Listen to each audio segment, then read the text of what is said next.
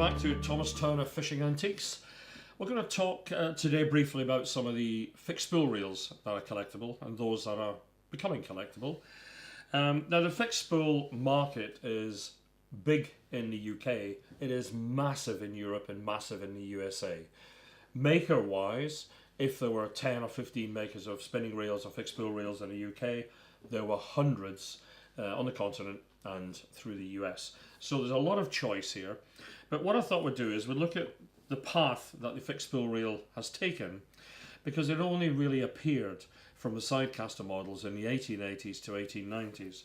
In one of our previous films we looked at the little Farlow's turntable here, which is a beautiful little thing, which basically takes a drum style spinning reel and at the flick of a switch it turns sideways, so it allows you to cast easily and allows you to wind back in even easier.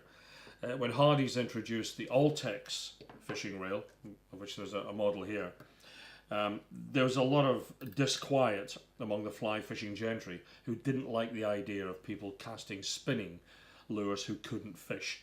The thing was, if you used one of these, you didn't have to be able to fish or have any technique, so they weren't popularly received by the purist. However, as a fishing reel, it really changed the face of spinning and angling worldwide forever. But if we go back to the turn of the century, there is one chap who kind of stands out. He's a quiet little chap called Walter Stanley, Kidderminster based, a teacher, who decided, having seen a model of reels called the Illingworth, that he would design his own reel. So this is the final production model of the Orcop Stanley threadline casting reel. The reason it is threadline is because he reckoned that most common people couldn't afford the braided flax and silk of the day, and they would use ordinary thread. So his reel, he claimed, would be fishable with a spool of thread. He saw the Illingworth reels in around about 1907, and he decided to design his own reel. So for an incredible 25 years, he went through the design process to end up with this. His early prototypes he marketed himself. He took them to various tackle companies, and I can recall reading an article and a letter from one of the tackle dealers in Leeds who said, having had the reel for 15 years, there is no interest in it, so we're going to return it. He didn't take it back and he billed him for it. He didn't get paid.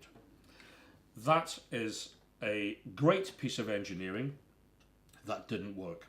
It didn't work because underneath the Bakelite spool here, there's a fibre washer, and as it rains or as it gets warm, as it gets cold, the fibre washer distorts the spool sticks, and no matter what you do, it snapped the thread, so it didn't work. Not only was that bad in terms of a fishing reel, somebody copied it. So in the late 1930s, a company from Liverpool produced this, the Palace Superb, which is even worse. So having seen something on the market that didn't really work, they've copied it and made it worse. What is surprising is that if you go to the 1960s, and in some cases of some of the tackle shops around the 1970s, you could still buy this in its box at the same time that you could buy the fabulous Mitchell reel, the Mitchell 300 as we know it. Almost everybody who was anybody fished a Mitchell reel. Richard Walker used them to catch his carp and his other target species. But it's incredible that somebody would buy that when this is on the shelf at the same time. Stanley was an inventor. He was quite an awkward chap.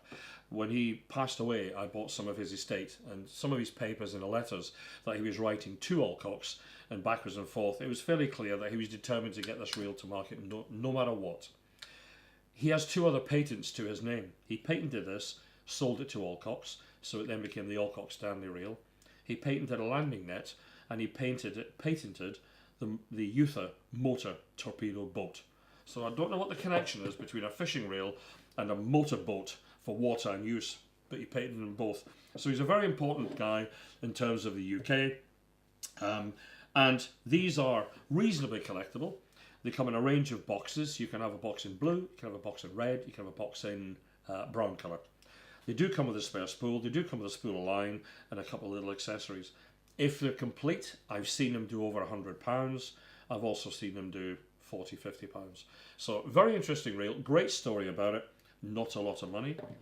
A later copy, even more rare, a little bit more money, interesting to look at. I think these are great. These are the level wind pins. We've moved back to Hardy, we mentioned them earlier. Hardy patented the full automatic bail arm, and this was the major difference between this spinning reel and anything else.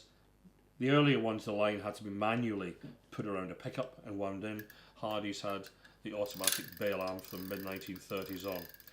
The early ones were on a diverse model with 2 opposing springs. This is fully spring-loaded, which brings to the fore here a reel we just bought in a couple of days ago. And if we can see closely on here, there are 2 different finishes. Here we have a body casing, which is wartime black. Here we have a flyer casing, the spool casing, which is the 1950s enamel grey.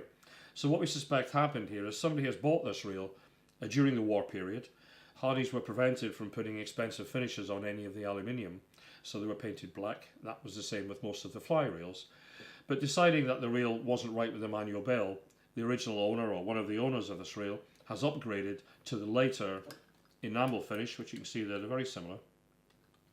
So they've upgraded the reel.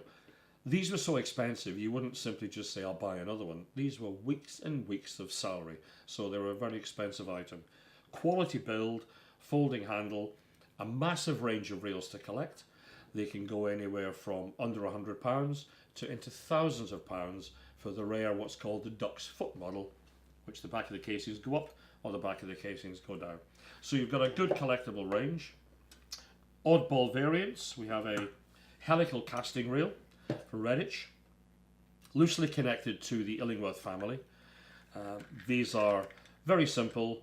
Again, you've got probably 20 in the model range to collect, from twins to super twins. The nice thing about them is they come in these wonderfully sort of decorative fitted boxes. The instructions are inside the lid, which is correct.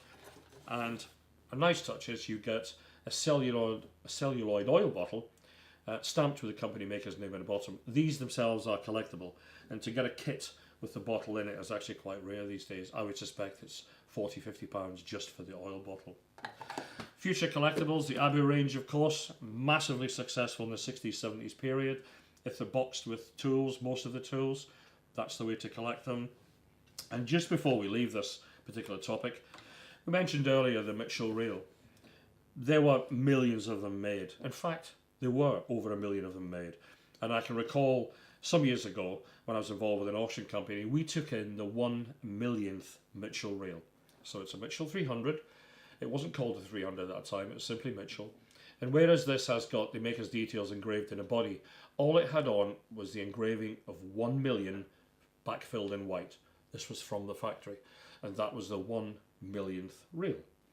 And a collector on the continent called Luc de Metz had decided to sell his collection, and he had purchased from a factory the 1 millionth reel. So, if we said this is worth £20 to £30, if it's got a box it's worth maybe double that, how much do you think a very plain Mitchell reel with 1 million would sell for? Well, as an auctioneer, I was given the unenviable task of guessing what the estimate was. Not knowing where this was going to land at all, we guessed somewhere in the £500 to £700, only to be surprised when it sold for £6,200 plus tax. So when people say to me Mitchell reels are common and they're not worth anything, you'd have to think again. They are. Hope you enjoyed that slot. We'll be back with some fly reels soon.